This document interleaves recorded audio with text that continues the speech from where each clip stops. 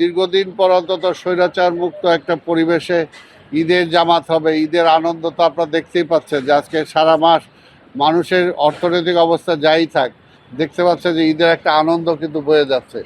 কাজে আমরা তো বিশ্বাস করি যে এবারে ঈদটা ঢাকার নাগরিক জীবনে একটা ভিন্নতর অবস্থা নিয়ে আসবে। এই জন্য আমি এবং মাননীয় প্রধানমন্ত্রী এবার এখানে নামাজ পড়বেন। কাজে এটা তো স্বাভাবিকভাবে ঢাকাবাসীর জন্য একটা আনন্দের ব্যাপার, এবং তারা এখানে আসতে চাবে, ওনার সাথে মিট করার চেষ্টা করতে চাবে, ওনার সাথে নামাজ পড়তে চাবে।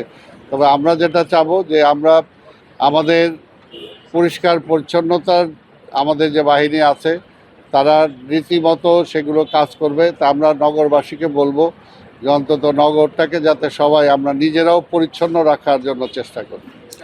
কত শতাংশ কাজ এবং কোন অবস্থাতেই যে সমস্ত জিনিসপত্র তার সাথে বহন করা যাবে না, ধারালো বা অবজেকশনমূলক যে সমস্ত কিছু আছে, সমস্ত পার্টিসিপেন্ট যারা আসবেন, নামাজি যারা আসবেন, ওনাদেরকে সদয় অনুরোধ করব ওনারা যাতে এমন কোনো কিছু না আনেন যাতে সিকিউরিটি পয়েন্টে কোনো হ্যাম্পার করি। যে আল্লাহর রহমতে ভালো দিন থাকবে, সেদিন বৃষ্টি থাকবে না, সেটাও আল্লাহর কাছে কামনা বাক্যে চাই।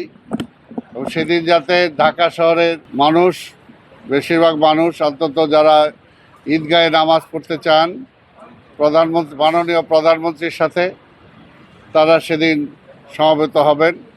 তা আমাদের এটা চাঁদ দেখার উপরে নির্ভর করে, আপনারা নিজেরাই জানেন। যদি 30 রোজা হয় তাহলে 21 তারিখ, আর যদি 29 রোজা হয় তাহলে 20 তারিখ। এবং এটা আমাদের ধর্ম মন্ত্রণালয় সহ সবাই মিলে যেটা ঠিক করেছে যে টাইম থাকবে আমাদের 8:30। যদি বৃষ্টি টিষ্টি হয় তাহলে হয়তো টাইমের পরিবর্তন করা হবে। এখানে আপনারা জানেন যে প্রায় 35,000-এর মতো মানুষ একসাথে নামাজ পড়তে পারবেন। তার মধ্যে মহিলাদেরও সুযোগ থাকবে, প্রায় 3500 জন মহিলাও এখানে নামাজ পড়ার সুযোগ পাবেন।